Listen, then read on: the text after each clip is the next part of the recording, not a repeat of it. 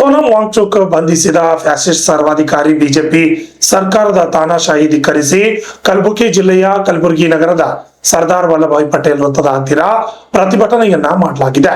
ಈ ಸಂದರ್ಭದಲ್ಲಿ ಹೋರಾಟಗಾರ್ತಿ ಕೆ ನೀಲಾ ಅವರು ಪ್ರಧಾನಿ ಮೋದಿ ಹಾಗೂ ಅಮಿತ್ ಶಾ ಅವರು RSS ನ ಗುಲಾಮ ಎಂದು ಆಕ್ರೋಶ ವ್ಯಕ್ತಪಡಿಸಿದ್ದಾರೆ. ಪ್ರತಿಭಟನೆಯಲ್ಲಿ ಭಿತ್ತಿ ಚಿತ್ರಗಳನ್ನ ಸುಟ್ಟು ಹಾಕುವುದರ ಮುಖಾಂತರವಾಗಿ ಆಕ್ರೋಶ ವ್ಯಕ್ತಪಡಿಸಿದ ಮುಖಂಡರು ಬಿಜೆಪಿ ಸರ್ಕಾರದ ವಿರುದ್ಧ ಘೋಷಣೆಗಳನ್ನು ಕೂಗಿದ್ರು.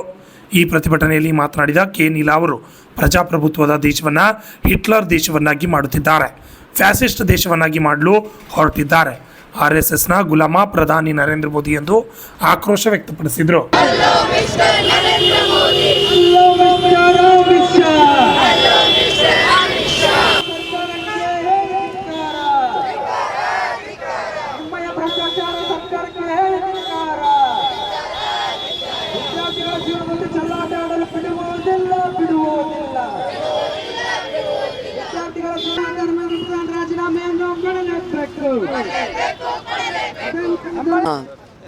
ಇವತ್ತು CPIM ಪಕ್ಷ ಜಿಲ್ಲಾ ಸಮಿತಿ ಕೇಂದ್ರ ಸಮಿತಿಯ ಕರೆಯ ಮೇರೆಗೆ ನಾವು ಇಲ್ಲಿ ಹೋರಾಟವನ್ನು ಮಾಡಿದ್ದೀವಿ.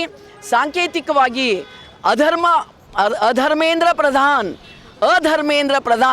ಮತ್ತು ನರೇಂದ್ರ ಮೋದಿ ಇವರ ಪ್ರತಿಕೃತಿಯನ್ನು ಗಡಿಗೆ ಮೇಲೆ ಹಚ್ಚಿ ಅವರ ಖಾಲಿ ತಲೆಯನ್ನು ಒಡೆದು ಹಾಕಿದ್ದೀವಿ. ಹಾಗೆ ಒಡೆದು ಹಾಕುವ ಮೂಲಕ ನಮ್ಮ ಪ್ರತಿಭಟನೆಯನ್ನು ವ್ಯಕ್ತ ಮಾಡಿದ್ದೀವಿ. ನಿನ್ನೆ ದಿನ ಪ್ರಜಾಪ್ರಭುತ್ವ ಸರ್ಕಾರ ಏನದನ್ನು ಭಾರತದ ಪ್ರಭುತ್ವ ದೇಶ, ಈ ದೇಶವನ್ನು ಹಿಟ್ಲರ್ ದೇಶವಾಗಿ ಫ್ಯಾಸಿಸ್ಟ್ ದೇಶವಾಗಿ ಮಾಡಲಿಕ್ಕೆ ಈ ದೇಶದ RSSನ ಒಬ್ಬ ಗುಲಾಮ ಪ್ರಧಾನಿ ನರೇಂದ್ರ ಮೋದಿ ಮತ್ತು ಅಮಿತ್ ಶಾ ಅವರು ಹಾಗೆ ನಡ್ಕೊಳ್ತಾ ಇದ್ದಾರೆ. ನಿನ್ನೆ ದಿನ ಉಪವಾಸ ನಿರತರಾದಂಥ ಸೋನಂ ವಾಂಗ್ಚುಕ್ ಅವರನ್ನು ಬಿಳಿ ಬಟ್ಟೆ ಒಳಗೆ ಸುತ್ತಕೊಂಡು ಎಳೆದೊಯ್ದಿದ್ದಾರೆ ಮತ್ತು ವಿದ್ಯಾರ್ಥಿಗಳ ಮೇಲೆ ದಾಳಿ ಮಾಡಿದ್ದಾರೆ. ಎಷ್ಟು ದಿವಸದಿಂದ ಹೋರಾಟ ಮಾಡ್ಲತ್ತಾರ? 22 ದಿವಸದಿಂದ ಸೋನಂ ವಾಂಗ್ಚುಕ್ ಅನ್ನ ಆಹಾರ ಬಿಟ್ಟು ವಿದ್ಯಾರ್ಥಿಗಳಿಗೆ ಸಪೋರ್ಟ್ ಮಾಡಿದ್ದಾರೆ. ಈ ಸರ್ಕಾರ ಏನಾದರೂ ವಿದ್ಯಾರ್ಥಿ ಯುವಜನರ ಮೂಲಕ ಈ ದೇಶದ ಭವಿಷ್ಯವನ್ನು ಕಟ್ಟಬೇಕು ಅನ್ನುವಂಥ ಸರಿಯಾದ ಯೋಜನೆ ಇದ್ರೆ, ಸರಿಯಾದ ಕನಸು ಇದ್ರೆ, ಸಂವಿಧಾನ ಪರ ಕನಸಿದ್ರೆ ನಿನ್ನೆ ದಿನ ಸೈನಿಕರನ್ನ ಬಳಸಿ ಮತ್ತು ಪೊಲೀಸರನ್ನು ಬಳಸಿ ದಾಳಿ ಮಾಡ್ತಾ ಇದ್ದಿಲ್ಲ. ನಿನ್ನೆ ದಿನ ವಿದ್ಯಾರ್ಥಿಗಳ ಮೇಲೆ ದಾಳಿ ಮಾಡಿದ್ದಾರೆ. ವಾಂಗ್ಚುಕ್ ಅವರನ್ನು ಒತ್ತಾಯದಿಂದ ಎಳೆದೊಯ್ದಿದ್ದಾರೆ. ಹಾಗೂ ಒಯ್ಯುವ ಟೈಮಲ್ಲಿ ಅವ್ರ ಹತ್ರ ಕೋರ್ಟ್ ಆದೇಶ ಇರಲಿಲ್ಲ, ಯಾವುದೇ ಕಾನೂನು ಅವರ ಜೊತೆಗೆ ಇರಲಿಲ್ಲ. ಅಕ್ರಮವಾಗಿ ಹೋರಾಟದಲ್ಲಿ ನಿರತರಾದಂಥವರನ್ನು ಪ್ರಜಾಪ್ರಭುತ್ವ ದೇಶದಲ್ಲಿ ಹೀಗೆ ಎಳೆದೊಯ್ಯೋದು ಯಾವುದೇ ಸರ್ಕಾರ ಫ್ಯಾಸಿಸ್ಟ್ ಸರ್ಕಾರ, ಸರ್ವಾಧಿಕಾರಿ ಸರ್ಕಾರ. ಆದರೆ ಎಚ್ಚರಿಕೆ ಕೊಡ್ತೀವಿ, ನಿಮ್ಮ ಫ್ಯಾಸಿಸ್ಟ್ಗಿರಿ ನಡೆಯಲ್ಲ. ವಿದ್ಯಾರ್ಥಿಗಳು ಹೋರಾಟ ಮುಂದುವರಿಸಿದಾರ. ವಿಶೇಷವಾಗಿ ಎಲ್ಲ ವಿದ್ಯಾರ್ಥಿಗಳ ಜೊತೆಗೆ SFIನ ಅಖಿಲ ಭಾರತ ಮುಖಂಡರು ಉಪವಾಸ ಸತ್ಯಾಗ್ರಹವನ್ನು ಮುಂದುವರಿಸಿದ್ದಾರೆ. ಇಡೀ ಚಳುವಳಿಗಾರರು ಇವತ್ತು ಜಂತರ್ ಮಂತರ್ನಲ್ಲಿದ್ದಾರೆ.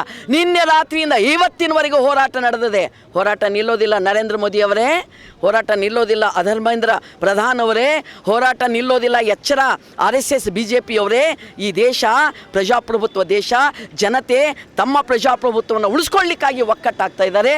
CPIM ಪಕ್ಷ ಇವರ ಸರ್ವಾಧಿಕಾರ ಗಿರಿಯನ್ನು, ಇವರ ಫ್ಯಾಸಿಸ್ಟ್ ಗಿರಿಯನ್ನು ತೀವ್ರವಾಗಿ ಖಂಡಿಸ್ತೀವಿ ಮತ್ತು ದೇಶದಾದ್ಯಂತ ವಿದ್ಯಾರ್ಥಿ ಯುವ ಜನರ ಚಳುವಳಿ ಜೊತೆಗೆ ನಾವು ನಿಲ್ತೀವಿ ಅಂತ ಹೇಳಿ ಇವತ್ತು ಕಲಬುರಗಿಯ ಜಿಲ್ಲಾ ಸಮಿತಿಯಿಂದ ಈ ಹೋರಾಟವನ್ನು ನಡೆಸ್ತಾ ಇದ್ದೀವಿ.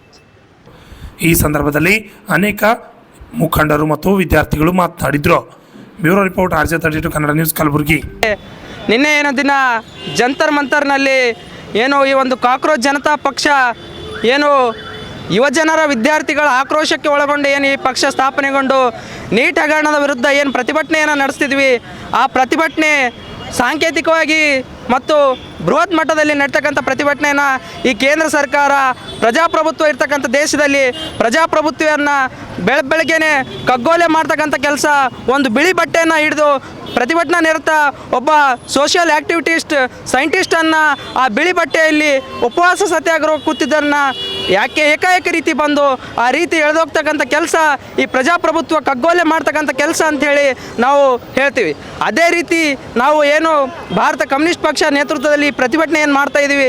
ಏನಪ್ಪ ಅಂತಂದರೆ ಈ ನೀಟ್ ಹಗರಣದ ಬಗ್ಗೆ ಹಲವಾರು ಪ್ರತಿಭಟನೆಗಳು ಕೂಡ ಇಡೀ ದೇಶಾದ್ಯಂತ ಪ್ರತಿಭಟನೆ ನಡೀತಾ ಇದ್ರು ಕೂಡ ದೇಶದ ಕೇಂದ್ರ ಶಿಕ್ಷಣ ಸಚಿವ ಧರ್ಮೇಂದ್ರ ಪ್ರಧಾನ್ ಏನಂತ ಹೇಳಿ ಹೆಸರಿಟ್ಕೊಂಡಿದ್ದಾರೆ. ಅವ್ರು ಎಂದಿಗೂ ಕೂಡ ಧರ್ಮವನ್ನು ಪಾಲನೆ ಮಾಡೋರಾಗಿದ್ದರೆ ತಕ್ಷಣ ರಾಜೀನಾಮೆಯನ್ನು ಕೊಡ್ತಿದ್ರು. ಅವರು ಅಧರ್ಮವನ್ನು ಪಾಲನೆ ಮಾಡ್ತಕ್ಕಂಥ ಧರ್ಮೇಂದ್ರ ಪ್ರಧಾನ್ ಆಗಿದ್ದಾರೆ.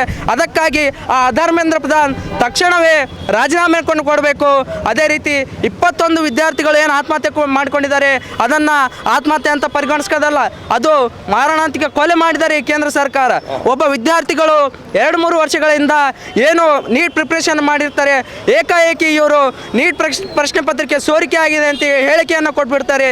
ಈ ರೀತಿ ಆದರೆ ವಿದ್ಯಾರ್ಥಿಗಳು ಆತ್ಮಹತ್ಯೆನೇ ಮಾಡ್ಕೊಳ್ತಾರೆ ಹೊರತು ಯಾವುದೇ ಕಾರಣಕ್ಕೂ ಅವರಿಗೆ ಪರಿಹಾರ ಹಣವನ್ನು ಕೇಂದ್ರ ಸರ್ಕಾರ ಕೊಡಬೇಕು.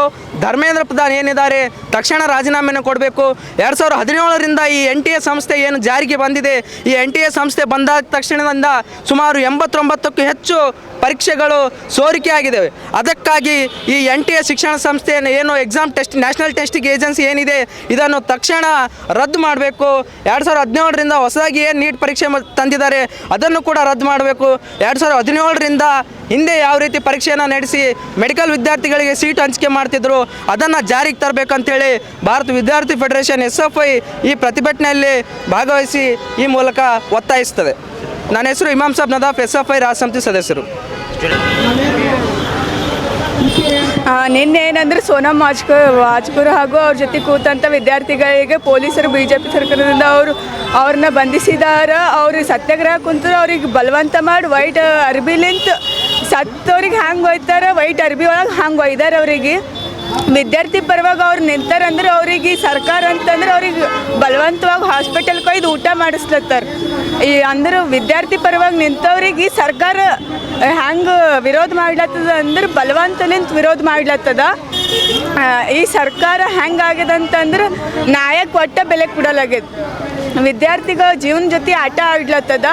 ಸೋನಮ್ ವಾಜ್ಪುರ್ ಅವ್ರ ಜೊತೆ ನಾವಿದ್ದೇವೆ. ಅವರು 21 ದಿವಸ ಆಯಿತು ಉಪವಾಸರ. ಅವ್ರಿಗೆ ಸಪೋರ್ಟ್ ಮಾಡಬೇಕಂತ ಹೇಳ್ತೀನಿ. ನಾವು SFI ವತಿಯಿಂದ ಒತ್ತಾಯಿಸ್ತೀವಿ. ಮೊನ್ನೆ ಸ್ಟ್ರೈಕ್ ಮಾಡಿದ್ರೆ ಇನ್ನು ಮುಂದೆ ಸ್ಟ್ರೈಕ್ ಮಾಡ್ತೀವಿ. ನ್ಯಾಯಕ್ಕಾಗಿ ನಾವು ಇನ್ನೂ ಹೋರಾಟ ಮಾಡೇ ಮಾಡ್ತೀವಿ ಅಂತ ಹೇಳ್ತೀನಿ. ನನ್ನ ಹೆಸರು ಅನಿತಾ.